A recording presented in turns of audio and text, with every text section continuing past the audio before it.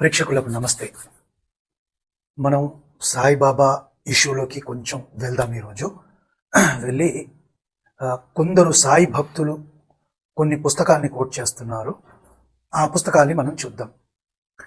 ఇప్పుడు ఒక గురువు ఉన్నప్పుడు ఆ గురువుకి సంబంధించిన ఏమంటారు, లీనియేజ్ అంటారు, పరంపర అనేది ఉంటుందండి. సో ఇప్పుడు మనకు సప్త ఋషులు ఉన్నారు. ఈ సప్త ఋషులు ఎవరు, ఎక్కడి నుంచి వచ్చారు, బ్రహ్మగారి నుంచి ఎలా వచ్చారు, బ్రహ్మగారి మానసపుత్రులుగా వాళ్ళు చెప్పబడ్డారు. సో ఇది ఒక పురాణంలో కాదండి, అనేక పురాణాలలో చెప్పబడింది. అలాగే వీళ్ళ పేర్లు మనకు ఋగ్వేదంలో అంటే వేదంలో కూడా కనిపిస్తాయి అన్నమాట. ప్లస్ పురాణానికి వస్తే వాళ్ళ నుంచి పరంపరగా ఎలా వచ్చింది ఇవన్నీ కూడా మనకు కనిపిస్తాయి. సో ఇంకోటి, ఈ పరంపరలో వచ్చిన వాళ్ళు సనాతన ధర్మంలో ఏ విషయం అయితే చెప్పబడిందో దాని గురించే మాట్లాడతారు. సో ఫర్ ఎగ్జాంపుల్, ఇప్పుడు భరద్వాజ గోత్రంలో ఎవరన్నా ఉన్నారనుకుందాం, ఆ పరంపరలో వాళ్ళు వేదాల గురించి, ఇతిహాస పురాణాల గురించి మాట్లాడతారు, కానీ వేరే ఎవరో సృష్టించిన పుస్తకాన్ని తీసుకొని దాని గురించి మాట్లాడరు. సో పరంపరలో రావడమే కాదు, ఆ పరంపరలో ఉండి వాళ్ళు ఏం చేస్తున్నారు అనేది ముఖ్యమవుతుంది. సో ఇది గురువుల పరంపరలో ఏం జరుగుతుందో నేను చెప్తున్నాను. నెక్స్ట్, ఇక ఒక వ్యక్తిని దేవుడు అనాలా, పరమాత్మ అనాలా అంటే దానికి కొన్ని క్వాలిఫికేషన్స్ ఉన్నాయి. మానవుడిగా పుట్టిన వ్యక్తి ఎప్పుడు కూడా నేను దేవుడిని అని చెప్పడు. ప్రాక్టికల్ ఎగ్జాంపుల్ ఏంటంటే శ్రీరామచంద్రుడు. తాను మానవ రూపంలో వచ్చి ఒక పర్టికులర్ పర్పస్ కోసం, అంటే రావణాసురుడిని సంహరించడానికి వచ్చారు కాబట్టి తాను మానవుడిగానే ఉండాలి. ఎందుకంటే రావణాసురుడు అలాంటి వరాన్ని కోరుకున్నాడు కాబట్టి మానవుడిగానే ఉంటాడు. శ్రీకృష్ణ పరమాత్ముడి దగ్గరికి వస్తే ఆయన పుట్టిన విధంగాని ఏది తీసుకున్నా మానవుడి పుట్టుకలాగా ఉండదు. ఎందుకంటే దేవకి అమ్మవారు తాను గర్భంగా ఉంటుంది, తర్వాత తాను జన్మించింది అని అనుకున్నట్టు అనిపించదు. చూస్తేనేమో 4 చేతులతో విష్ణుమూర్తిలాగా దర్శనమిస్తాడు ఆయన. ఇచ్చి తర్వాత మామూలు ఒక బాలుడిలాగా అయిపోతాడు. సో తాను పరమాత్మ అని ముందు నుంచే చెప్పుకున్నాడు. తాను చేసే లీలలు కూడా అలాగే ఉంటాయి. చిన్నప్పుడే అనేక రాక్షసుల్ని చంపడము, ఇవన్నీ కూడా మనకు భాగవతంలో కనిపిస్తాయండి. సో ఒక వ్యక్తిలాగా వచ్చిన మనిషి దేవుడిగా చెప్పుకున్నంత మాత్రాన తాను దేవుడైపోడు. ఆ వివరాలన్నీ మనకు పురాణాలలో ఉంటాయి. ఇప్పుడు చాలామంది ఈ సాయి భక్తులు ఏం చేస్తారంటే గురువు అంటారు. ఆ గురువు ఎలాగో మళ్ళీ వివరణ లేదు, అవధూత అంటారు. అవధూత అంటే వీళ్ళు ఏం చేస్తారంటే దత్త అవతారంతో పోల్చుకొని, దత్త అవతారంలో వచ్చిన విష్ణుమూర్తి కూడా కొన్ని పనులు చేశాడు కాబట్టి ఈయన కూడా అలాంటి పనులే చేశాడు అన్నట్టు చెప్తారు. సరే, దాని పక్కన పెడితే దత్త అవతారం గురించి పురాణాలలో ఉంది కాబట్టి అది పెద్ద ఇష్యూ లేదు. మరి ఈ సాయిబాబా అనేవారు ఆ దత్త అవతారం నుంచి వచ్చిన వాడే అయితే ఏ పురాణంలో ఉంది అది చెప్పాలి, అది లేదు. సో గురువు అంటారు, అవధూత అంటారు, మళ్ళీ దేవుడు అంటారు. దేవుడు ఎలాగో చెప్పరు. మ్యాజిక్లు మిరకలు చేసేవాళ్ళు దేవుళ్ళు అంటే అనేక మంది మెజిషియన్స్ ఉన్నారు, వాళ్ళందరూ కూడా దేవుళ్ళుగా మనం ఒప్పుకోవాల్సి వస్తుంది. సో ఇది పక్కన పెడదాం. ఇంకా నెక్స్ట్ ఏం చేద్దామంటే, ఆధారాలు అడిగినప్పుడు వీళ్ళు గురుగీతలో ఏదో చెప్తారు. గురుగీతలో ఎక్కడ కూడా మనకు ఈ సాయిబాబా ప్రస్తావన లేదు కాబట్టి కొన్ని శ్లోకాలని తీసుకొని గురువు లక్షణాలు అంటే గురువు దేవుడి కంటే పెద్దోడు కాబట్టి దేవుణ్ణి తీసి పారేయచ్చు, గురువుని పెట్టుకొని గురువునే దేవుణ్ణి చేసేయచ్చు. అంటే ఎంత పనికి మాలిన కాన్సెప్ట్ అంటే ప్రేక్షకులు, ఇది ఇలా చెప్పే వాళ్ళని మరి ఏం చేయాలో మీరు ఆలోచించుకోండి. అంటే ఇక దేవుడు కూడా అవసరం లేదనమాట. దేవుణ్ణి గురువుని చేసుకొని పూజించాలి, వేదాన్ని, ఉపనిషత్తుల్ని, పురాణాన్ని వీటన్నీ తీసి పక్కన పరేయాలి అని చెప్తున్నారు వీళ్ళు. పోనీ వీళ్ళు ఇన్ని చేస్తారా? ఎవరో వ్యక్తి రాసిన పుస్తకాన్ని తీసుకొని, అంటే సాయి చరిత్ర దీన్ని తీసుకొని, లేదంటే సాయి లీలామృతమో ఏదో బుక్ ఉంది, నేను అవి చూడలేదు కూడా, చూసిన టైం వేస్ట్ చేసుకునే ఉద్దేశం కూడా నాకు లేదు. ఏదో పైన చూశాను, అవి చదవడానికి కూడా నా టైం వేస్ట్ అండి. సో వీళ్లకు ఏ గ్రంథంలో కూడా ఆధారం ఉండదు. మళ్ళీ వీళ్ళు ఏమంటారంటే వేదంలో చెప్పినవన్నీ కూడా మనకు ప్రామాణికంగా తీసుకుంటామా అంటే వేదాన్ని కూడా నమ్మడీడు. అంటే కొన్నిట్లో అన్ని డిస్క్రిప్షన్స్ ఉండవు అంటారు. లేకపోతే మరి వేదాలు, ఉపనిషత్తులు ఎందుకు, పురాణాలు ఎందుకు? నేను ఈరోజు ఒక పుస్తకాన్ని రాసుకొని నేనే దేవుడిని క్లెయిమ్ చేసుకుంటా. నా గుళ్ళు కట్టి నన్ను పూజించండి. ప్రపంచంలో లేకుంటే మీ సాయి మందిరాల్లో ఉన్న విగ్రహాలన్నీ తీసేసి నా విగ్రహాలు పెట్టుకోండి. అంటే ఎంత అబ్సర్డ్ ఆర్గ్యుమెంట్ అంటే ప్రేక్షకులు, మనకు వీళ్ళని చూస్తే వీళ్ళని మనుషులైనా వీళ్ళని చూసి నవ్వాలా ఏడవాలా కూడా అర్థం కాదండి. సో అలా ఉంటుంది. అయితే వీళ్ళు ఒక పుస్తకాన్ని కోట్ చేస్తారు. ఆ పుస్తకం పేరు ఏంటంటే శ్రీపాద శ్రీవల్లభ చరిత్ర అని ఒక పుస్తకం ఉంది. ఈ పుస్తకం కొట్టేయలేం మనం, అథారిటీ అంటారు. అంటే 13వ శతాబ్దానికి సంబంధించిన ఒక గురువు అనుకుందాము, లేకుంటే ఒక వ్యక్తి అనుకుందాము. ఈయన చరిత్రం అన్నమాట. దీంట్లో రాసింది ఒకటి ఉంది. ఇక్కడ ప్రాబ్లం అంతా ఏంటంటే మరి పాత ప్రతులు ఏమన్నా ఉన్నాయా అంటే పాత ప్రతులు ఏం లేవు. సో నేను మీకు ఇది చూపెడతాను. చూపెట్టిన తర్వాత అప్పుడు మనం దీంట్లో చెప్పినవన్నీ కూడా నిజాలుగా తీసుకోవాలా లేదా అది మనం ఆలోచన చేద్దాం. దాని ఆధారంగా తీసుకోలేము. ఇన్ఫ్యాక్ట్ చాలామంది ఎవరైతే దీంట్లో చెప్పబడ్డారో ఆ మతాన్ని ఫాలో చేస్తున్న వాళ్ళు కూడా దీన్ని ఒప్పుకోరు. సో మనం ఆ పుస్తకానికి వెళ్దాము. ఎలా ఉంటుందో ఒక్కసారి చూద్దాం ప్రేక్షకులు, ఓకేనా? సో ముందుకు వెళ్దాం. సో ఇది ఆ పుస్తకం ప్రేక్షకులు, శ్రీపాద శ్రీవల్లభ చరిత్ర. ఇది ఐ థింక్ తెలుగులో కూడా ఉంది. ఇదేంటంటే బయోగ్రఫీ ఆఫ్ దత్తాత్రేయ అవతార అని ఉంది. ఓకే, మనం ముందుకు వెళ్దాం. సో ఇక్కడ శ్రీపాద శ్రీవల్లభ చరిత్ర దత్తాత్రేయ అవతారం అని చెప్తున్నారు. ఇక ఇక్కడ మనం చూద్దాము, ఎందుకంటే నా దగ్గర ఇంగ్లీష్ వర్షన్ ఉంది, నా దగ్గర తెలుగు వర్షన్ లేదు. కమర్షియల్ డిస్ట్రిబ్యూషన్ ఇవన్నీ చేయొద్దు, రిటర్న్ పర్మిషన్ ఏదో చెప్తున్నారండి. కాకపోతే మనం ఇక తప్పదు మనకు. దీంట్లో ఏం చెప్పారో చూద్దాం. సో ఒరిజినల్ టైటిల్ అంట శ్రీపాద శ్రీవల్లభ చరిత్ర. ఇది ఫ్రీగా ఇంటర్నెట్లో అవైలబుల్ ఉందండి. ఫస్ట్ ఎడిషన్ ఎప్పుడు వచ్చింది? 2019లో వచ్చింది. కానీ ఎక్కడ ప్రింట్ అయింది? జర్మనీలో ప్రింట్ అయింది. నాకు అర్థం కాదు ప్రేక్షకులు, ఇది జర్మనీలో ఎందుకు ప్రింట్ కావాలి? ఇది జర్మనీలో ఎందుకు ప్రింట్ కావాలి? ఇండియాలో ప్రింట్ అవ్వచ్చుగా. జర్మనీలో ప్రింట్ అయిందంటేనే దీని మీద నాకు డౌట్లు ఉన్నాయి ప్రేక్షకులు. తర్వాత సెకండ్ ఎడిషన్ 2020లో ఇది విశాఖపట్నంలో ఎక్కడో ప్రింట్ అయింది. ఓకేనా? సో ముందుకెళ్దాం.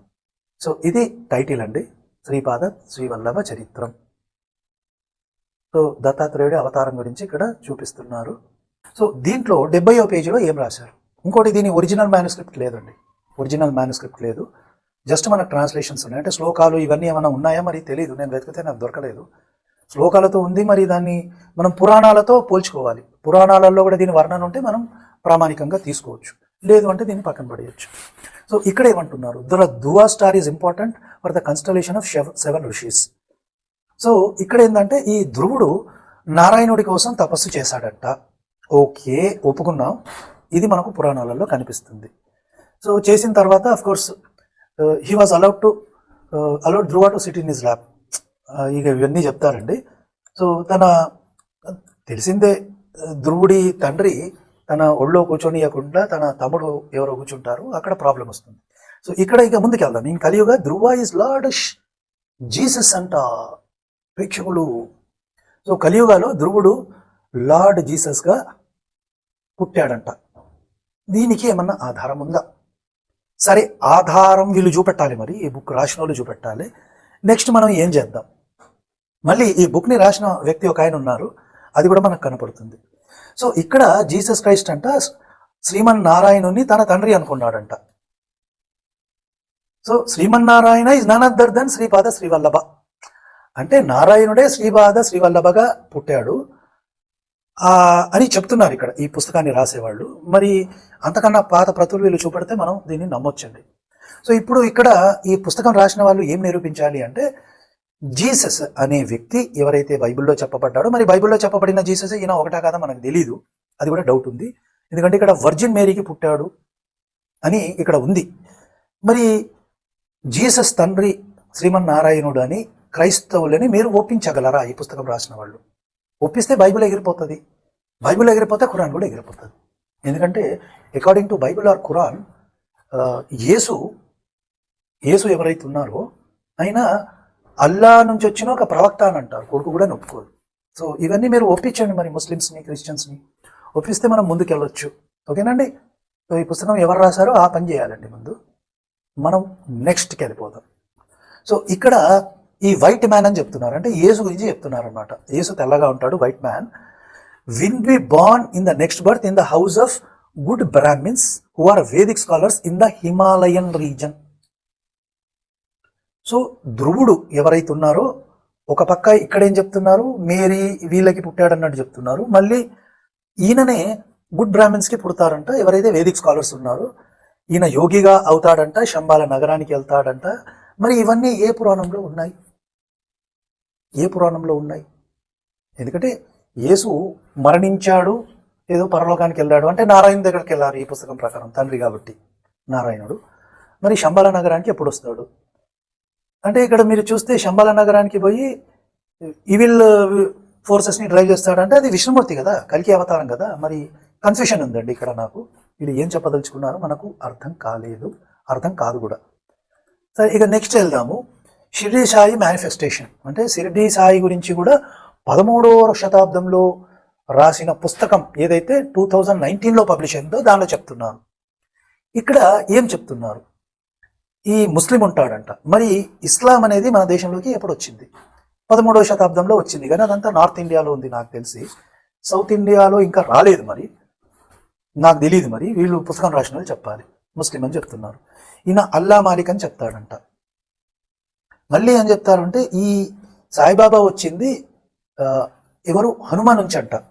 హనుమ నుంచి, స్వామి హనుమ నుంచి ఈయన వచ్చాడని చెప్తున్నారు. మరి అది ఎక్కడైనా పురాణంలో ఉందా? కనీసం రామాయణంలో ఉందా? ఇంకే పురాణంలో ఉందా? ఏ అథెంటికేటెడ్ సోర్సెస్లో ఉందా? ఈ పుస్తకంలో తప్పించి లేదు. సో దీన్ని ఎలా నమ్మాలి? అది కూడా ఒకటి ఉంది.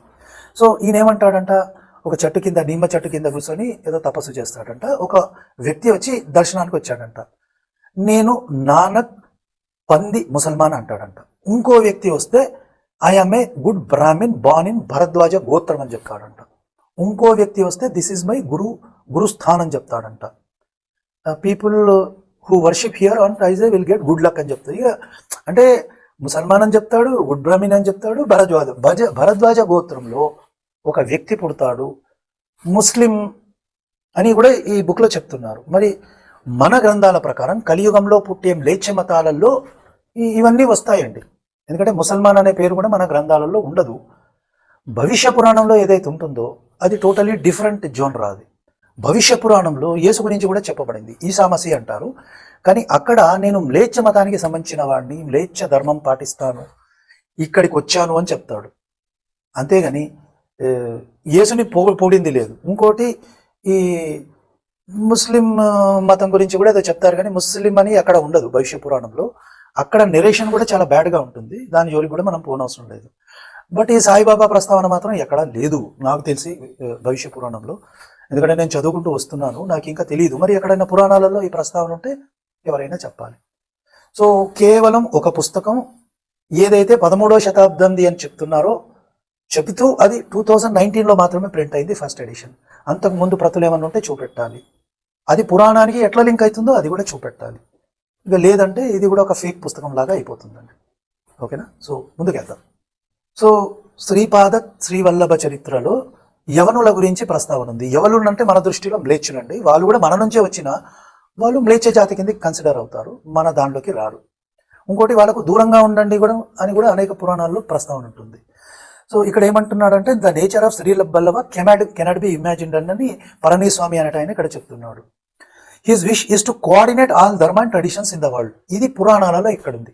ప్రపంచంలో ఉన్న అనేక మతాల గురించి చెప్పాలి అని ఎక్కడ ఉంది? ఏ పురాణంలో ఉంది? మన పురాణాలు దీన్ని యాక్సెప్ట్ చేయవు. మ్లేచ్ఛ మతాలతో జాగ్రత్తగా ఉండాలి, కలియుగంలో ఇవన్నీ వస్తాయి, వాటికి దూరంగా ఉండండి అని చెప్తాయి. అంటే బ్యాడ్గా నెరేషన్ ఉంది. ఇక్కడ మాత్రం వాటితో కలుపుకొని పోమంటుంది. ఇది అగేన్స్ట్ మన సనాతన ధర్మం. ఇక్కడ ఉంది. ఇంకోటి చూడండి, అండ్ మర్జ్ దెమ్ ఇన్ సనాతన ధర్మ. సనాతన ధర్మంలో మ్లేచ్ఛ మతాలని కలుపుకోమని ఏ పురాణంలో ఉంది? ఎక్కడ లేదు. వాటికి దూరంగా ఉండండి. ఇన్ఫ్యాక్ట్ కలికి భగవానుడు ఈ మ్లేచ్ఛ మతాన్ని నాశనం చేయడానికి వస్తాడు మన పురాణాల ప్రకారం కలియుగ అంతంలో. కానీ ఈ కాన్సెప్ట్ టోటల్గా మన పురాణానికి వ్యతిరేకంగా ఉంది. దీన్ని మనం తూచాక తీసుకోలేం. టోటల్గా సిద్ధాంతమే 180 degrees టర్న్ అయిపోయింది ఇక్కడ. సో ఇది చాలా కష్టం. హీ విల్ ఇస్టాబ్లిష్ ద సనాతన ధర్మం in the old universe at the end of the కలియుగ. సనాతన ధర్మాన్ని స్థాపించడం గురించి ఉంది, కానీ ఇది ఎవరు చేస్తారు? శ్రీవల్లభ అంటారు. మరి శ్రీవల్లభని వీళ్ళు ఏమంటున్నారు? నారాయణుడు అని అంటున్నారు. కల్కి భగవానుడి ప్రస్తావనే లేదు ఇక్కడ. కల్కి భగవానుడి ప్రస్తావన నాకు ఇక్కడ కనపడలేదు. సరే, ఇంకా ముందుకెళ్దాం. శ్రీచరణ టోల్డ్ జాన్ అంట. ఈ జాన్ ఎవరు? యెహోవా మీన్స్ ఐయామ్. ఈ పదాలు మన దగ్గర మన గ్రంథాలలో ఎక్కడ ఉండవండి. సో జర్మన్లో ఒక కుట్ర జరిగిందా? ఈ పుస్తకం అక్కడి నుంచి ఏమైనా వచ్చిందా? దీంట్లో ఏమైనా కల్పించారా? ఇప్పుడు ఒక పుస్తకం ఉంటుందండి, దాంట్లో ప్రక్షిప్తాలు నింపుతారు. మరి ఒరిజినల్గా శ్రీపాద శ్రీవల్లభ చరిత్ర ఏదైనా ఉండేదా? దాంట్లోకి ఇవన్నీ జొప్పించారా? నాకు తెలీదు. ఎందుకంటే యెహోవా ఇలాంటి ప్రస్తావన ఉండదు. ఇవన్నీ బైబిల్ కాన్సెప్ట్స్. మీరు ఇంకోటి చూస్తే 15వ శతాబ్దం వరకు కూడా ఈ యెహోవా అనే కాన్సెప్ట్ మనలో అట్లీస్ట్ మన గ్రంథాలలో లేదు అనుకుందాం. సరే, గోవా ప్రాంతంలో కొందరు సిరియన్ క్రిస్టియన్స్ వీళ్ళు ఉన్నారు, జ్యూస్ కొందరు ఉన్నారు, ఉండొచ్చు. మరి ఇది ఇంప్లాంట్ ఎవరు చేశారు? జర్మనీలో ఏమైనా చేశారా? I don't know. ఈ పుస్తకాన్ని నమ్మేవాళ్ళు, కోట్ చేసేవాళ్ళు చెప్పాలి. సో అది ఉంది. ఇక్కడ ఉంది, that is the form of Parabrahma, అంటే యెహోవా పరబ్రహ్మ తత్వం అని చెప్తున్నారు. ఇది మరి ఏ గ్రంథంలో ఉంది అంటే, ఈ పుస్తకం రాసే వాళ్ళ టార్గెట్ ఏంటంటే క్రిస్టియానిటీని, ఇస్లాంని, ఈ సాయిబాబాని మన ధర్మంలో చొప్పించాలని ప్రయత్నం చేస్తున్నారు. అది మన సనాతన ధర్మం ఒప్పుకోదు, కానీ దీనిలోకి చొప్పించి దానికి అథారిటీ కల్పించాలనే ఉద్దేశంతో ఇక్కడ రాస్తున్నట్టు నాకు అనిపిస్తుందండి. ఇంకోటి ఇక్కడ మనం చూద్దాం, all the consciousness reflecting the universe is the consciousness of Jesus Christ who is popular as the son of God. ఏ గాడు? యెహోవా అనే కాన్సెప్ట్ లేదు కదా, అంటే యెహోవాని కూడా ఈ పుస్తకంలో పట్టుకొచ్చారు. మళ్ళీ శ్రీపాద శ్రీవల్లభ చరిత్రని, ఈ శ్రీపాద శ్రీవల్లభుడిని కూడా నారాయణుని చేయడానికి ట్రై చేస్తున్నారు. మళ్ళీ సాయిబాబాకి అథారిటీ కల్పించడానికి ట్రై చేస్తున్నారు. ఎందుకంటే సాయిబాబా మళ్ళీ హనుమంతుడి అంశ అని చెప్పదలుచుకున్నారు. ఇదంతా కన్ఫ్యూజన్ ఉందండి. మళ్ళీ మనం ముందుకెళ్దాం. As the result of pure love you can get my darshan which is very difficult to get otherwise. Similarly the Yavana dharma also is a inherent part of the essence of Datta. Blunder statement ఇది. అంటే ఈ యవన ధర్మాన్ని కూడా దీంట్లో ఇన్కార్పొరేట్ చేసేస్తున్నారు. అంటే సనాతన ధర్మాన్ని టోటల్గా పొల్యూట్ చేసేయడానికి ఒక ప్లాన్ అనిపిస్తుంది నాకు ఇది. అంటే అన్ని మతాలకి అథారిటీ కల్పించి మన ధర్మాన్ని భ్రష్టం చేయడానికి ఒక ప్లాన్ అని నాకు అనిపిస్తుందండి. ఎందుకంటే మన పురాణాలకి ఇది సరిపోదు, మన సనాతన ధర్మం కాన్సెప్ట్లోనే ఇదంతా ఫిట్ కాదు. He use to call him God as Allah. He saw all the 7 heavens. 7 heavens అనే కాన్సెప్ట్ మనకు ఖురాన్లో కనిపిస్తుంది. అంటే ఖురాన్కి కూడా ఒక అథారిటీ కల్పించడానికి ప్రయత్నం చేస్తున్నారు ఈ పుస్తకాన్ని క్రియేట్ చేసిన వాళ్ళు. సో ఈ పుస్తకంలో ఉన్న ఇక్కడ చూస్తే ప్రేక్షకులు, according to the promise of Shri Datta some time back, ఆయన శ్రీపాద శ్రీవల్లభుడిగా అవతరిస్తాడు అని ఉంది. Vedas have approved the lord. ఎక్కడ ఏ వేదంలో ఎక్కడ? గాలి మాటలండి ఇవన్నీ. సో నాకు తెలీదు. ఇంకోటి, even though the authority of the recitation of Vedas is only given to Brahmins, authority to study them is given to all cost. బ్రాహ్మణుడు అనేవాడు ఎవరైనా కావచ్చండి, ఎవరైనా బ్రాహ్మణుడు కావచ్చు. అంటే ఇదంతా కన్ఫ్యూజ్ చేసే విధానం. Brahmins were worshipping Shri Krishna. What did Krishna do? He was washing the feet of Brahmins. ఏదో చెప్తున్నారు ఇక్కడ చూడండి. Vedic scholar said, my dear, darshan of Shrivada Vallabha destroys all sin. Is verily Shri Datta. అంటే దత్తావతారాన్ని శ్రీపాద శ్రీవల్లభంలోకి ఇన్కార్పొరేట్ చేయడానికి ప్రయత్నం. ఆ శ్రీవల్లభ నుంచి ఒక ముస్లిం రావడం. అంటే ఈ ఎంత కన్ఫ్యూజన్ని క్రియేట్ చేస్తున్నారంటే మరి ఐ డోంట్ నో. ఈ బుక్ చూస్తేనే నాకు అంత కన్ఫ్యూజన్గా ఉంది, కాంట్రవర్సీగా ఉందండి. ఇక్కడ Mohammedians call the formless one with good qualities as Allah అంట. క్రిస్టియన్స్ ఏమో ఫార్మ్లెస్ వాన్ని యెహోవా అంటారంట. మనం బైబుల్ ఖురాన్ చదివితే అక్కడ కూడా ఫామ్ ఉంది ఇద్దరికి. యెహోవాకి ఫామ్ ఉంది, అల్లాకి ఫామ్ ఉంది. అంటే ఒక ప్లాన్ నాకు ఇక్కడ కనపడుతుంది ప్రేక్షకులు. ఈ ప్లాన్లో ఏంటంటే ఈ మ్లేచ్ఛ మతాలని తీసుకొచ్చి సనాతన ధర్మంలో కలిపేసి సనాతన ధర్మాన్ని కలగాపులగం చేసి భ్రష్టం పట్టించాలి. అది ఓవరాల్ ప్లాన్గా నాకు అనిపిస్తుంది. సో ఓవరాల్గా చూస్తే ప్రేక్షకులు, ఈ పుస్తకం అంతా తప్పుల తడకలాగా ఉంది నాకైతే. సో ఈ పుస్తకాన్ని రాసిన వాళ్ళు కానీ క్రియేట్ చేసిన వాళ్ళు కానీ ఎవరు? జర్మన్లో ఫస్ట్ ప్రింట్ అయింది అంటున్నారు కదా, జర్మనీలో ఎవరు ప్రింట్ చేశారు? ఏ ఆధారం ఉంది? ఏ శ్లోకాలు ఉన్నాయి? ఈ పుస్తకంలో చెప్పబడిన శ్లోకాలు ఏమైనా ఒరిజినల్ ఉంటే ఆ ఒరిజినల్ మన సనాతన ధర్మానికి మ్యాచ్ అవుతాయా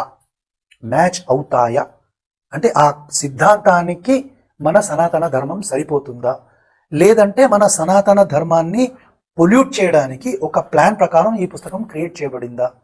ఒరిజినల్గా ఈ శ్రీపాద శ్రీవల్లభుడు అనేట ఆయన నిజంగా ఉండి ఉంటే ఆ ఒరిజినల్ సోర్సెస్ ఎక్కడున్నాయి? ఒరిజినల్ బుక్స్ ఎక్కడున్నాయి? దాంట్లో ఈ శ్లోకాలన్నీ ఉన్నాయా? దీన్ని అథారిటీగా తీసుకోవచ్చా? అందులో వీళ్ళు చెప్పిన ఇప్పుడు నేను చూపెట్టినవన్నీ ఉన్నాయా? ఇవన్నీ మనం కన్ఫర్మ్ చేసుకుంటేనే ఈ బుక్ అథారిటీగా తీసుకోవచ్చు.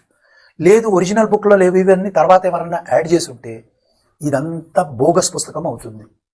సో మరి దీన్ని కోట్ చేసి, ఈ పుస్తకాన్ని కోట్ చేసి సాయిబాబాకి, యేసుకి, అల్లాకి, యెహోవాకి ఒక బూస్ట్ ఇస్తున్నట్టు నాకు కనిపిస్తుంది ప్రేక్షకులు.